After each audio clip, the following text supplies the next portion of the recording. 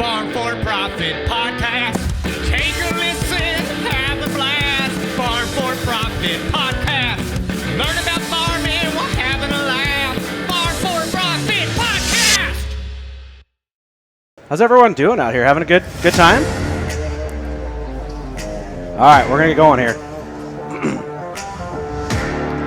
On today's Farm4Fun show from the John Deere booth at the 2023 Commodity Classic from Orlando, Florida, we have a pleasure of turning the mic around on a living legend in ag journalism and broadcasting. Yeah. This man is the fun uncle of agriculture. He travels around each year doing yield checks with the Pro Farmer Tour, hosts the best daily marketing show called AgriTalk, is a fellow outdoorsman, fellow cyclone. Please welcome the man, the myth, the living legend, Mr. Chip Flory. All right, thank you so much. I'm glad you put that living part in there because the alternatives are not good. The living legend. How's it going, Chip? You carved out some time. Thanks for coming here. Yeah. What's going on? Oh, it's great to be back at Commodity Classic. It turns into a family reunion, you know, and get to see people that I've seen. I think it's been since 1995 with a bit of a pandemic interruption in there. Yeah. Okay, but I think it's been since 95 that I've made them all.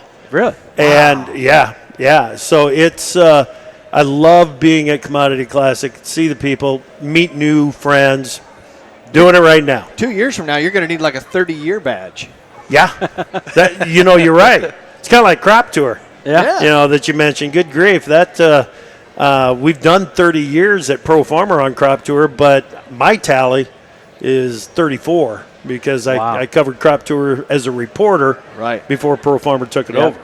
So I know it's hard to imagine. You've been around a long time, but for our listeners who what do you aren't say, live Corey? here, What do you say? who is Chip Flory? Wow. Okay. Well, let's start at the beginning. I grew up in eastern Iowa. Okay. The communications part of what I do really came naturally to me. My mom, by the time she was done as a rural correspondent for newspapers and websites and everything, had more than 65 years in as a rural correspondent for the town of Oxford Junction, Iowa, where I grew up. Okay. And then the farming side of it, I was very, very much involved early in my life. My brother's 10 years older than I am, so he and my dad really got involved in agriculture, and they were growing, they were expanding. We had, in the late 70s, we had like 300 sows that we were farrowing, 150 commercial cows that we were running. Wow. We had the row crop, and the expansion took place, and before you know it, the bank is calling and saying, we need to talk. Shoot. So at 15 years old, I had a purebred Simmental herd that I was building up, and we had a farm sale, including my cows. So at that point, that's when Dad said, I love the fact that you like to farm, but you're going to have to find something else to do. So I threw the two together, what Mama had always done, and then I was very active in 4-H, and the communication skills that I picked up through 4-H, I think, contribute a lot to what is going on here right now. So, yeah. Wow. Yeah, so Eastern Iowa farm kid, that's who I am. Yeah, very cool. Went to school, Iowa State? Iowa State, yes. I was there from 1983 until 1987. We call that the 4.5-year plan. But while I was there for 2 years, I was the farm director at WOI, which is public radio. Yeah. But it's a radio station right there on the campus at Iowa State. Okay. So I had a noon show, an hour-long noon show with somebody that I eventually hired to come out to Chicago with me. But Scott Davis was a couple of years behind me at Iowa State, and he was my assistant farm director, took over when I left there. But we had a ball. We had access to some incredible people there through extension, and just people on campus that we could get into the show. Every day I got to kick it over to Dallas McGinnis to give us the markets. Big D, little a, double LAS. He gave us the markets every day, to the point he was so committed to doing the markets that Dallas McGinnis had a heart attack on the air and finished the markets before he got off. That's commitment. Whoa. All right. Mercy. The other guy that I got to kick it to every day to get the weather was Ellen Taylor. Oh, yeah. Yeah. I mean, come on. Yeah, you I got to talk to that guy every day for 2 years, or every weekday for 2 years going through school. Bob Wisner, John Lawrence, all of those guys. I'd talk to them on Friday afternoons. And at that time, you guys, here we are doing this really cool podcast. Yeah. All right. So I was basically doing a podcast with the Iowa State Extension in 1985, Absolutely. 1986. Yep. But what I would do is I'd go around, I'd record on a little cassette recorder, take it back to my studio, dub it over to a reel-to-reel, do my editing on the reel-to-reel, throw the reel in the car and drive it to WHO in Des Moines, and they would air it on the weekends. Wow. Wow. So, and then I mentioned Chicago. My first opportunity with Pro Farmer was working for a division of Oster Communications that owned Pro Farmer at the time, called Futures World News. Okay. And I was a floor reporter. I wrote morning comments, I wrote midday comments and closing comments from the floor of the Chicago Board of Trade for 3.5 years. I worked some at the Mercantile Exchange too, and every now and then I'd get to slide over to that scary area that they called the bond room, where there'd be, there was, in the bond room there was like 850 people in one pit, and it was the loudest, most obnoxious thing I've ever seen. But there were more people in the corn pit, which was relatively mild. There was more people in the corn pit than there was in my hometown when I was growing up. So fast forward to present. Yeah. You're Farm Journal Media now. Yeah. So what's your job look like now? Tell me more so I know and the listeners know. Yeah, absolutely. I'm the host of AgriTalk, and AgriTalk is original farm talk radio. The morning show, which I started hosting 5 years ago, is in its 30th year. Okay. Ken Root, Mike Adams, big shoes to fill. Were in front of me on this, and it's a great opportunity to talk about the issues that are on everyone's mind in agriculture. We talk farm policy. Jim Wiesmeyer, Pro Farmer Policy Analyst, is a regular contributor to the morning show, and we get to do that thing on Fridays that we call the free-for-all. That's just a blast to be able to do that. So the morning show is all about issues and policies. The afternoon show, which we started 9 years ago on March 10th, 2014. Ooh, wow. I mean, so we're right there. As we're recording this, we're right there, right at 9 years old. And that was a startup. We didn't have a radio station. We didn't have a program. We didn't know even what we were going to call it. We called it Market Rally for the first couple of years. And then it was AgriTalk after the bell, and now it's just the second hour, PM hour of AgriTalk. But that's all markets. It is markets is what we talk about on there. We slide risk management into it, but from the time that I spent on the floor, I still go back and talk to some of those people that I met on the floor in 1988 through 91.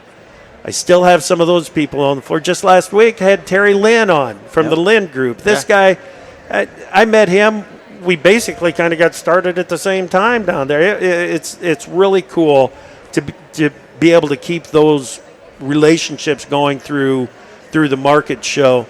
And then when I was editor at Pro Farmer Newsletter for 17 years, and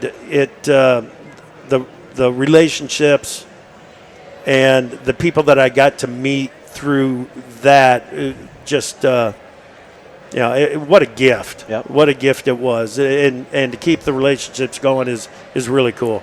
So how do you take something like that idea for the PM version and go from nothing to making it into something? What's that process look like? Well, you got to have a team. It is not a one-person job. You guys that have started podcasts, on your own and built it from the ground up into downloads like you're getting, it's just, that's incredible. For me, I had a team that was already out there, was already working with 100 plus terrestrial radio stations. So we're now up to, it's almost 120 stations that the morning show and the afternoon show are on. We cut, the footprint is great. And of course, being on satellite, on Sirius 147 or rural radio 147, that kind of broadens your footprint as well. And through that, and making it available as a downloadable podcast that people can listen to, we pick up.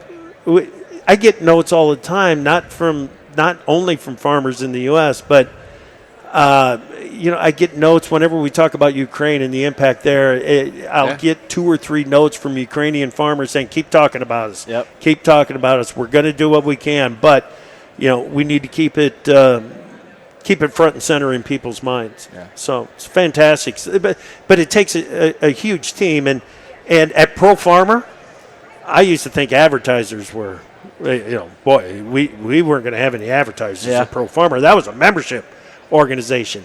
Now that I deal with advertisers and sponsors on a regular basis, changes my whole perspective on it, and it's an interesting way of going about it. So. Well, I'm glad that you put it into a podcast form, because I think Market Rally was one of the first podcasts that I ever consumed. Yeah. Which is crazy to think, because my dad was on Twitter before I was, and then he was on there just for cyclone updates. Yeah. And then all of a sudden, there's marketing on here too, and he turned me on to Market Rally, and so I went through that whole process with you as you went to AgriTalk. Yeah. That was pretty cool. Yeah. Corey, you referenced Twitter. Chip, how is social media? It's been a big part of our podcast. Yeah. How's that changed your world through your whole career to now today? When I first got on Twitter in 2009, and I did it just kind of as an experiment. I'm going to see what's going on out here. Yeah. It'll be another way for me to communicate directly with Pro Farmer members. Is what my initial thought was. I'm going to get on here for a couple of weeks, and then I'm going to lock it up. You could lock it, of course, you can still lock it up. And I'm thinking I'm going to lock it up at that point, so that then I'll just be talking with Pro Farmer members. Oh my gosh, I'm so glad I didn't do that. Just because the interaction and the different people that I've got to meet through Twitter and that whole experience, if I would have locked it up, I would have never had the opportunity. Yeah. And that, I don't want that to hear. Well, the 3.5 years that I spent in Chicago, at the end of the 3.5 years, I was ready to get out of there. I wouldn't give up the experience. Sure. No way, no how. Yeah. But I was ready to get out of there. Luckily, I could get back to Pro Farmer in Cedar Falls, Iowa, which is what I wanted to do. I figure at some point I'll know when it's time to leave social media, Twitter, stuff like that. It's not now, though. No. It's not now. Nope. The conversations are you got to pick and choose more than what we did back in 2009. Okay.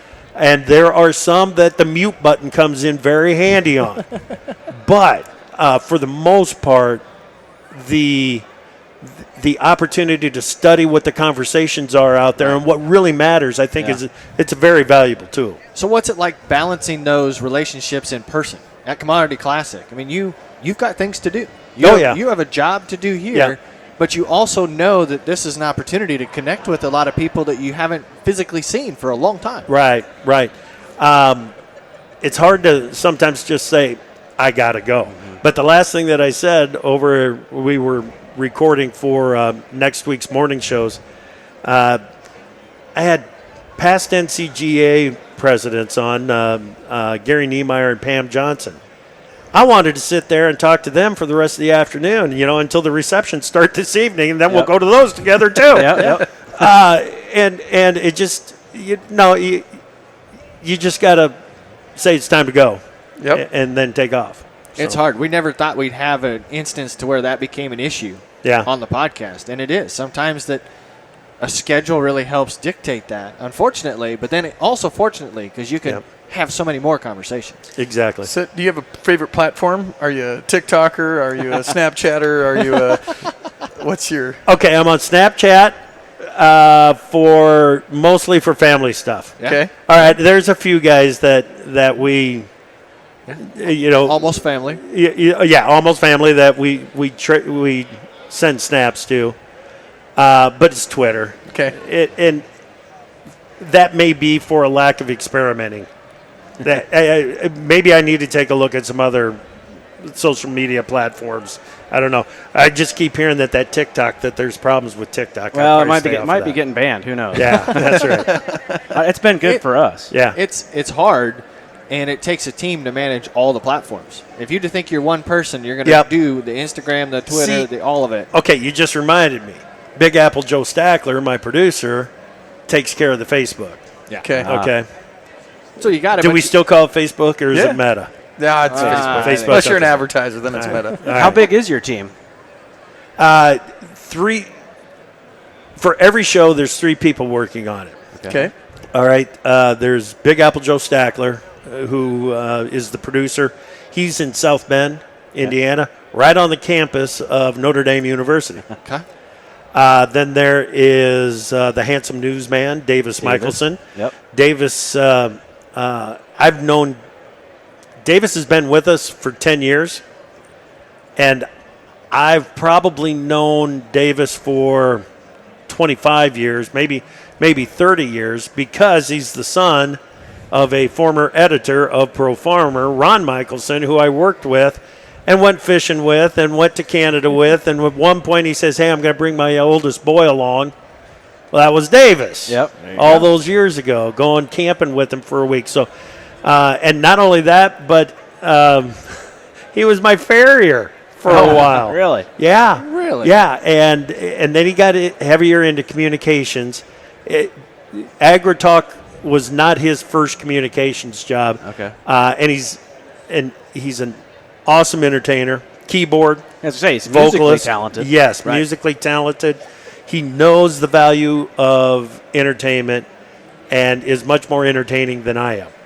Therefore, if I can have him on to bring a little bit of relief and entertainment and a little lightheartedness into the whole conversation when we're talking about these serious issues like policy, I mean, it can wear on you if you don't get some entertainment in there along with it. Yeah, it wears on you. So those are the exactly. Go ahead. Those are the 3 that are involved every day. Brian Conradi at Farm Journal runs the broadcast side of things, so that's my boss. And then the whole sales team. They're all part of the AgriTalk team and making sure that we're able to stay on the air day to day. So you mentioned it can wear on you. Yeah. And you mentioned early on the years of experience you have and the number of commodity classics. How do you stay excited to It's come the here? people. That's easy. It's the people. Whether it's old friends or new friends or I'm appreciating. I've always said that technology will dig you out of a lot of holes. All right. And I believed it. But now, when you see where technology is taking the industry, I'm kind of a technology geek now to a certain degree, and enjoy seeing how it develops and how it changes how farmers are farming, right.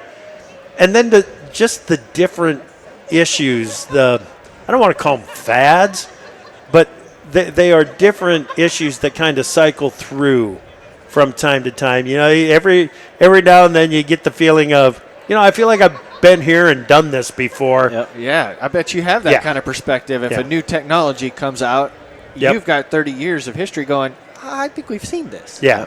Maybe it's just a different color. Yeah. Yeah. Right. So let's talk Pro Farmer Tour a little bit. Yeah. Did you start that? Or No. How'd that happen? No.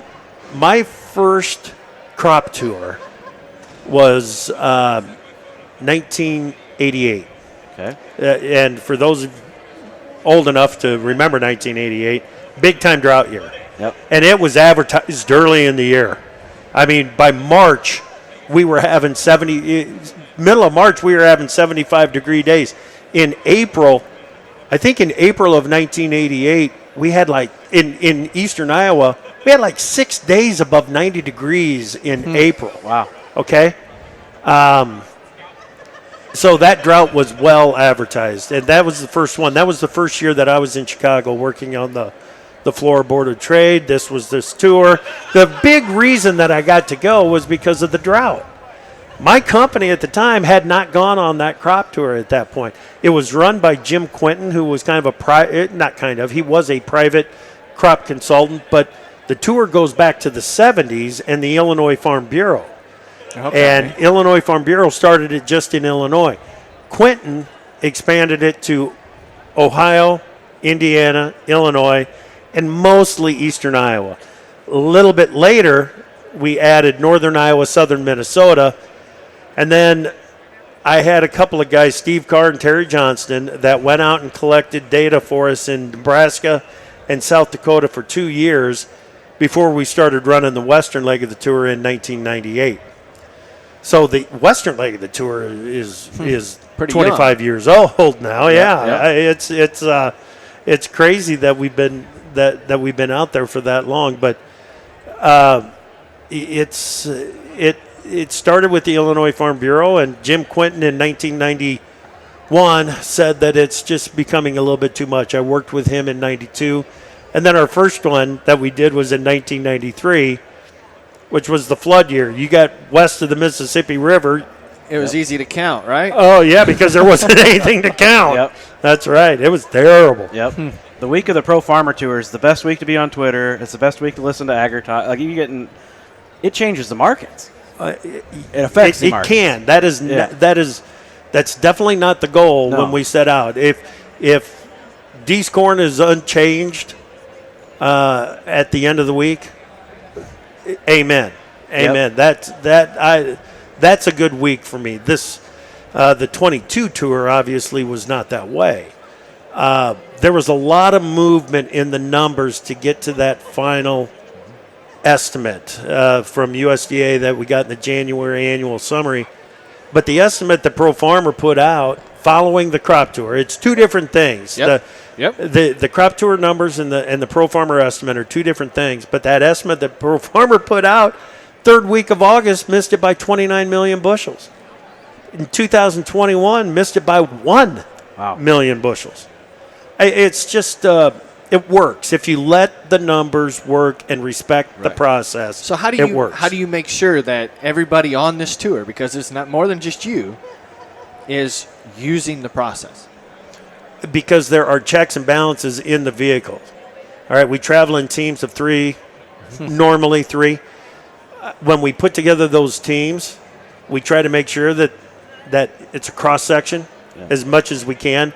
It's not just a group of farmers that want to put out a low number. Yeah. Okay? It's not just a group of grain buyers that want to put out a high number. We try to make that mix in the vehicles, and it's not unusual for one person to have, come in at the end of the day and say, you know what, doggone it, I feel like he kept missing an ear in the ear counts. Then we address it. We just say, hey, make sure you're getting an accurate ear count out there. Yep. Everybody's got to be legit. It's a lot of good eggs, but it's nice to know that there's a process in place in case there's somebody that isn't. A lot of standard operating procedures. Yeah. I mean, I've seen some of them. Yeah. I still don't know how to count the 3x3 bean section. I need to do that. It's really simple. Yeah. It's really simple. We don't throw any hula hoops or anything like that. Just it's all a calculation. It's based on plants in 3 foot of row width, and then the row width, and then divide by 36, and it squares everything so that you can compare a 30-inch row to a 7.5-inch drilled bean. Yep. How many times do you think I've said that? A lot. So, Chip, Farm4Fun episodes, we like to kind of go off in a little separate tangent just to dive a little deeper. Here's some quick hit questions. Have you ever heard of the start, bench, and cut philosophy? So you get 3 options. Okay. And think about a sports I'm going to start team. them. I'm going to start bench them. So we modify it a little bit. It's you have this thing every day. You can only have it once a year, or you never get to have it again. Those are your 3 choices. Okay? Beer, coffee, water. Every day. Have it every day. Every day. Which one every day? Yes. Which one once a year? Which never have it again? Okay, well, water's every day. Okay. Coffee's right up there, too. And, beer not as much as what I used to, that's for sure. It's because I've So you're going to moved to bourbon. Yes. It's got this figured out already. Okay, you travel a lot. Mm-hmm. Do you enjoy cruising, going on cruise ships? No. Okay, well, this might be easy for you then. Road trips, flying, cruising on boat. Road trip every day. Okay. Love the road trip. Flying only when, flying is second. If I'm doing any cruising, it's on the Mississippi River on weekends. for some walleye? Yeah. Walleye, okay. Maybe the blue latte. So the bush latte, yeah. No, I have a lot of fun on the Mississippi. I've got some great friends over there. We try to spend as much time over on the Mississippi as we can in Northeast Iowa. But road tripping. I love road tripping. That was the one thing coming down here was flying down. I was like, this isn't the same as like going to Louisville because we drive there and have 10 hours in the car together. There's a lot of deep conversations. Yeah. And you see a lot of stuff. Yeah. Granted, this year on the drive down, it was most in the dark, but you still get to see a lot of stuff. Yep. All right, I'm going to ask you a hard one now. You ready? Trade shows, crop tours, or broadcasting? Okay. Oof. This is going to surprise you, I think. Broadcasting every day. Okay. Twice a day, as a matter of fact. Then I'm going to go trade shows. And then crop tour. Yeah. Crop tour is a lot of challenges. I was talking about the fun and that we do have when we're on crop tour, but that is the most pressure that I feel all year. And if I can do without it, I'd do without it. That's the one you do. Yeah. You got your daughter involved now. Yeah. Crop tour too, right? Very much. So she going to take over the reins for you or what? That is going to be up to the people that are making those decisions at that time, but she is certainly qualified for it. Okay. Certainly qualified. As is Brian Grady, obviously, the editor of Pro Farmer. That guy, here's the deal. On the eastern leg of the tour, you drive through a small town with one stoplight every 7 miles. It drove me nuts. It made me absolutely crazy doing it. You go out west, if you're making a stop every 20 miles, sometimes you can get 3 stops before you get to the next town. Yeah. I mean, that's getting the job done out west because of that. There's still plenty of towns that you got to go through, but no. And when Brian said, "Listen, I'll be happy to take the East and make that mine," I'm like, "Thank God, have at it." What is the best leg of the crop tour? The West is the best. And is there a specific one in the West that's the most fun? As far as the overnight stops, Nebraska City is always a lot of fun. Okay. Spencer is big and is sometimes very active in the conversations. Other times it's just dead as can be. Huh. But it depends on it depends on the condition of the crop up there. If the crop is in pretty good shape, they're a quiet group. Who's the most rowdy overnight? I would. It gets pretty rowdy up in Rochester on the last night. It does. I suppose everyone's kind of letting loose there. And the East is together with the West. This last year we moved it to downtown, so there wasn't a parking lot for us to stand around and have a few yummies. Yeah. So the guys decided, well, we're going to go to a bar, except we couldn't find a bar that made everybody happy, so we ended up in the parking ramp. Which was great until people start driving through, and then the cops show up, and it just had to move on. Chip Flory take all the fun. Yeah, exactly. That's the headline I'm looking for. Yeah.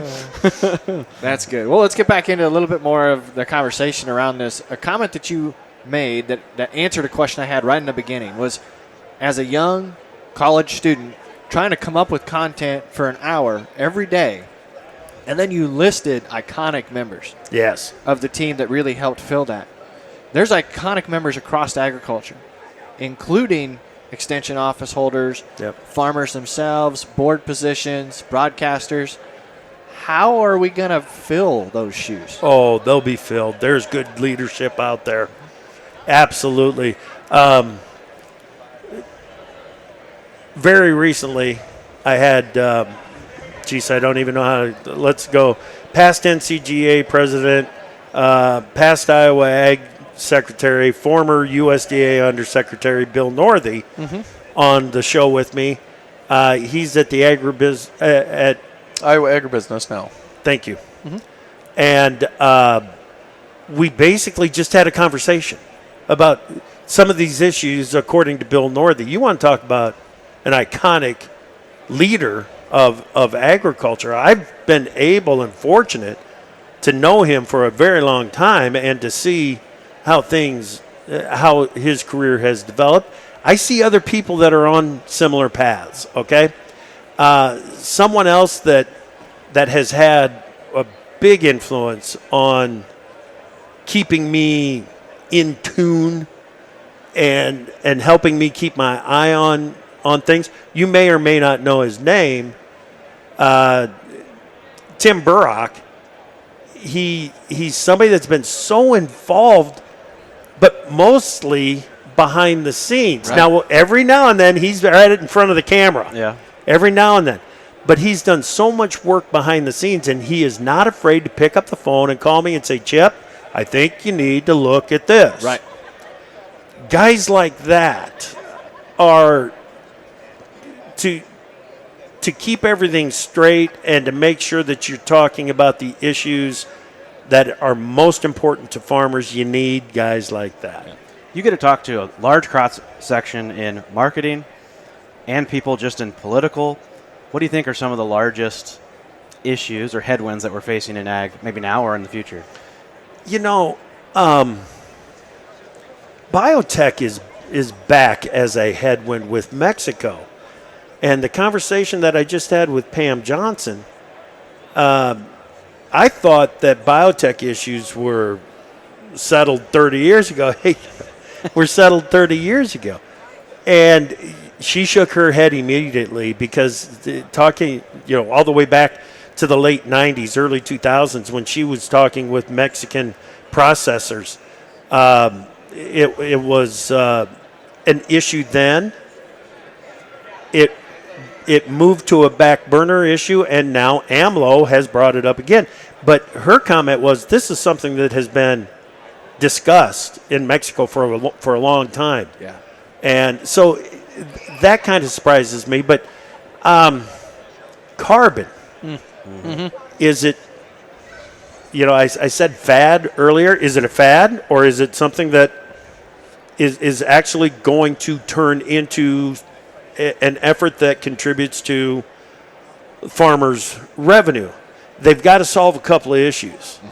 Number one thing that we got to solve is we got to get the guys that have been doing it for a long time, the early adopters. Yep. They have to have a program that's going to work for them to compensate. Yep. I don't know if it's through the product that they sell, because we can connect enough dots and show that bushel of corn has the lowest dadgum carbon footprint in the world. Yep. Okay, if we can bottom tier of footprints. Yep, if we can start proving that, maybe that gets them paid. Pied Piper, all right? So all the people that are trying it now, if they can say, you know what? Yeah, Tim Recker in Northeast Iowa, I saw what he was doing and I followed him. If we get enough of that, does that qualify him for some sort of a compensation? Being a leader. Being a leader. Go out and get more now, Tim. Yep. Okay? But you got to get those guys involved in the compensation process, or it's going to be really difficult to build it out from there. It's going to have to pay enough. Yeah, absolutely. To make the juice worth the squeeze. That's right. Europe right now, it's $100 an acre, something like that. On Europe. And what do we, Corey? $30? We'll learn tomorrow. Yeah. With a couple conversations, but I've heard anywhere from like $15 to $50. Yeah. Yeah. We're just not. It's not there. It's not there yet. We did an interview about 4 months ago that talked about how there can be traceability, melding the blockchain technology in with tracking carbon footprint to where it might be by bushel. Yeah. They're working on that process. But you're right. There's a lot of headwind between now and having a program that is standardized, efficient, and lucrative. And whatever the process is, you better make sure that you don't miss a step. Yep. Because if you miss a step, somebody's going to realize it and say, if they missed that, what else did they miss in putting this together? Yep. Don't miss a step. So we got a couple there. Is there any other sustainability was a huge buzzword a while back. Is there other directions that you're hearing? Oh, so we had the drought in the Central Plains, in cattle country, rangeland country in 12 into 13, even into 14, and it had a major impact on the makeup of the beef herd. What we've gone through is an even more a bigger disruption than what the last drought was. So I look at how that whole industry is going to be changing, the amount of money that is being spent to support the regional processors. Right. I think that is going to be a really interesting process to watch and see how it does change. And then it just makes me mad sometimes when you look on Twitter and you got these guys that are saying, I can't believe you're not buying straight from a producer. That you can't. Yeah. You get crap when you buy it from Costco. You get crap when you buy it from Walmart. What a way to tear down your own industry. Right. Terrible. We can't all sell direct to consumer. Yeah. More importantly, not every consumer can buy direct from a producer. Yep. The vast majority of consumers, their best option to put beef on their table is through a Costco or through a Walmart or through a Hy-Vee or through a grocery store. Do you want them to not be able to get it? No. Does it need reform? Yes. Yes. Hey, I'm all for that. I'm all for it. So this whole process of meeting the consumer's needs with a resized beef herd, with the influence of the beef genetics on the dairy herd and how those calves are all going to work into the system, with the delivery process, with the regionalization. It's going to be a fascinating process to watch. And it's not going to happen overnight. It'll be a 10-year issue to watch this develop. Right. So these are all issues that you were thinking, but you made me think as we were asking that, man, maybe a lot of those are the same issues that might come up in this year's Farm Bill versus 2018. Do you have any foresight for our listeners in the crowd and online that just being tied in with ag a little deeper of the new Farm Bill? Yeah, the attitude is that, let's keep in mind, this is going to be a $1.4 trillion bill. $1.4 trillion. Of that, 1.1 is for the food and nutrition title. Right. That still leaves a fair amount of money. Let's just round it to $300 million, $300 billion. Billion. Yeah. Jeez. Over 10 years. Yeah. $300 billion that you've got to use it right. With the budget constraints and the division on the Republican side, I mean, we all saw it play out. The group of 20 that put the House through 15 ballots to get to Speaker McCarthy. Yep. Those budget hawks, they're going to be watching it very, very closely. They want to cut spending across the board, which has to happen somehow, some way. Okay, we can't continue to add up. So the influence that they're going to have on this farm bill, I think, is key to watch. But all of a sudden, we're hearing that there is going to be more money available for Title I, for the safety nets, and for crop insurance. Mm-hmm. It just won't be a 10% cut. If there is a required cut on funding for the farm bill, it doesn't sound like it's going to come from safety net or crop insurance. There's going to be more money available. I wouldn't have thought that. Not 2 months ago or even a month ago. Right. You talk about demand quite a bit. Yeah. And you've seen ethanol come into the industry. What are you seeing going further? We got all these EV vehicles being, come to us. You think that's going to stick around? Boy, here we are again talking about what's a fad and what's here to stay. Yeah. One thing that I do want to make clear, and people might be surprised by this. Yeah. when the RFS was first dreamt up, and the renewable volume obligations and everything, and the RINs, the renewable identification numbers to satisfy the blending obligations. As I was looking at it, my whole thought was, why not just let the market grow on its own? Why would we go through all of this? And I fought it. I was the editor of Pro Farmer at the time, and I was not in full support of it. I've always been a market guy. So, so for those out there that say, oh, Chip's just a big shill for the ethanol industry, no, I was against the RFS when it was first proposed. Once it became law and the ethanol industry was built with farmer investment based on what was in that law, you bet I'm going to fight for that law and that law is upheld. Yep.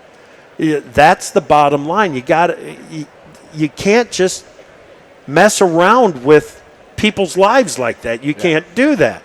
Now, Musk said something very recently that he thinks the battery technology is going to go towards iron and away from some of the rare earths mineral out there. If he's right, and the guy comes up with the technology out of thin air, it seems like. So, again, here's technology digging us out of a hole or providing an opportunity. Yeah. If they find that battery that can be produced without the rare earth minerals, then that's a foundation to build on after that. Of course, then we got to get enough windmills. We got to get enough solar panels. We need to make the wind blow. We need to make the sun shine. Yep. We need to make whatever it is that we're using to make this green electricity. Mm-hmm.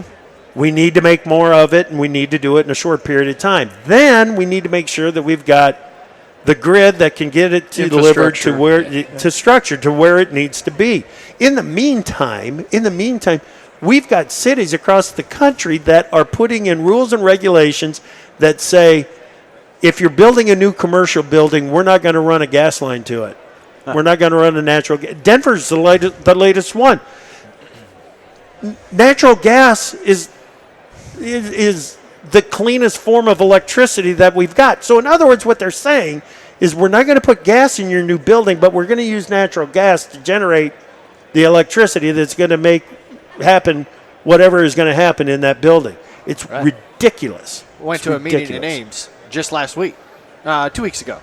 Yeah. And that was the discussion around what their new green plan is going to look like and requirements for new construction. Yeah. Same thing. Okay, what's it going to be if you got to put 2-phase or 3-phase in your garage to charge your vehicles? Right. And what if you're going to have 2 of them? Right. And what kind of pole does that have? And what's the peak hour use? When can you actually charge?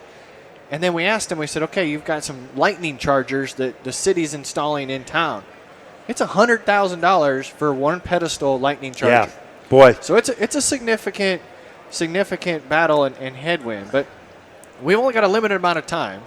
And I don't want to cut you off, but I'm going to do it. Okay. Because I want to know, you've spent your entire career doing interviews. Clear back, starting on a daily basis on the radio station. There's got to be some conversations that stick out. Oh, yeah. What are they? Oh, man, you mean on immediate recall like this? Yeah. One of that happened more recently was with Regan, Administrator Regan at EPA. Mm-hmm. Because he basically, on the air, said, we're going to do this, we're going to do this, we're going to do this. And I said, well, we're going to hold you accountable to everything that you just said because it sounds pretty doggone good. As time has gone on, much of what he said, he's put out there. Now, there are some issues that we need to hold him accountable on. The lack of growth for the bio-based diesel in the RVOs, for example. But that was a memorable one. It seems like every chance I get an opportunity to talk with Secretary Vilsack, just because of his experience, you ask that guy, you try to get him stumped on something, you can't stump him on anything. Yeah. Sometimes I think his his effort gets a little misdirected. But it's hard to do in such a spotlight that he has. Yeah. When he in Vilsack 1.0 under Obama, his first 2 years I thought were terrible. I mean, really bad. It was all about farmer markets. It ignored production agriculture. His final 6 years, he continued to get more engaged with commercial production practices. When he started Vilsack 2.0, he was still very much on commercially focused. Now it's more of the climate smart farming practices. Now it's more of, we're hearing more of the farmers markets again. So it may be that he realizes a limited amount of time. So, right. But the number one interview that I had, I was on the floor. I had done an interview with a bunch of weather forecasters in April of 1988, and they all predicted a drought. And so I wrote up this story with all these forecasters and this drought prediction in there.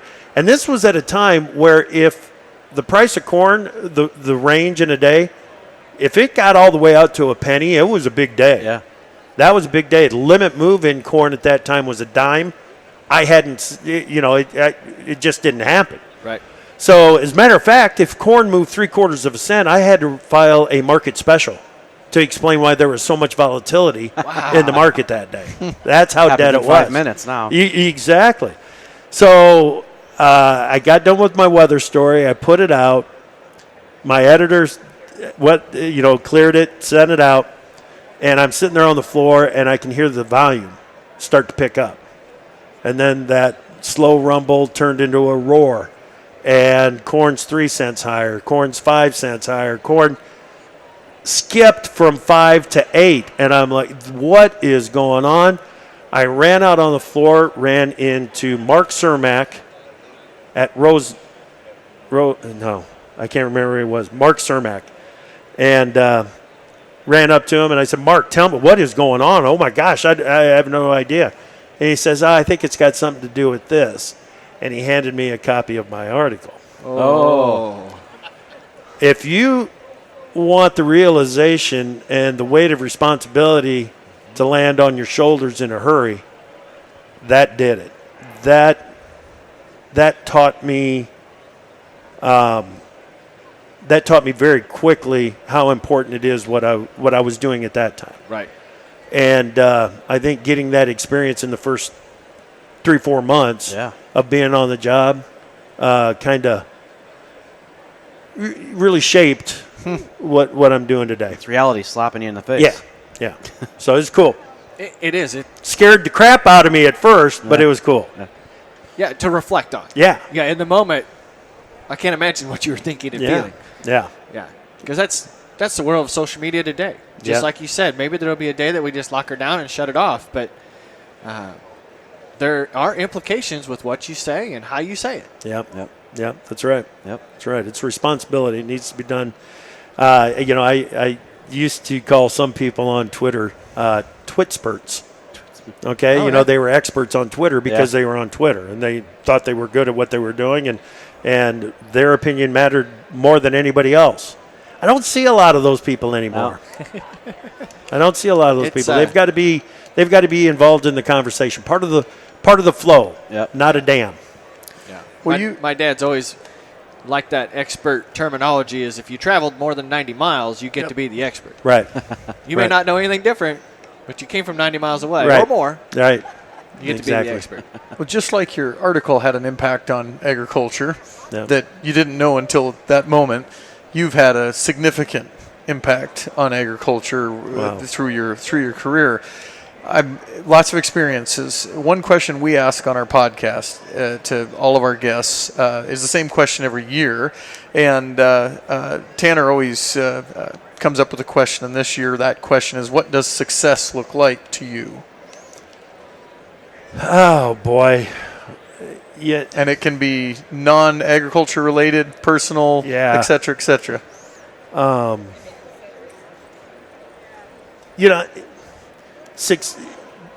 for one thing, Brian Grady looks like success to me. Because I hired Brian straight out of college, mentored him, and now he's a very, very good editor at Pro Farmer. That looks like success to me. I trained the predecessor.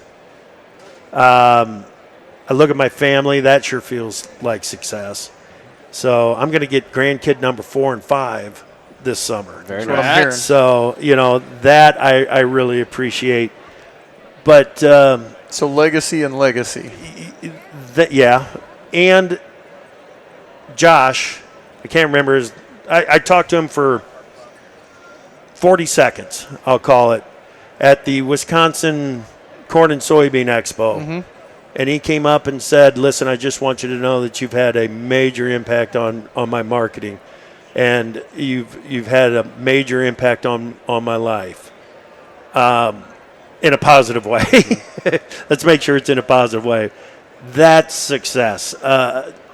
Another gentleman up in Wisconsin stopped me, and this guy was my age, and he said, listen, I just want to thank you for everything that you've done and for ag and spreading the word and getting information out there. That feels pretty doggone good too. Yeah. So, yeah. Well, Chip, this has been a pleasure. Yeah. And we know very few of our listeners don't already know who you are, but if they now want to hook onto your train and follow you, what's the best way for them to do that? Learn about it at AgriTalk.com. That's the place to go, and just listen to some of the shows that we've had on some of the segments. At Chip Flory on Twitter. Come on along there. That's where I try to make sure that everybody knows who's going to be on the show every day.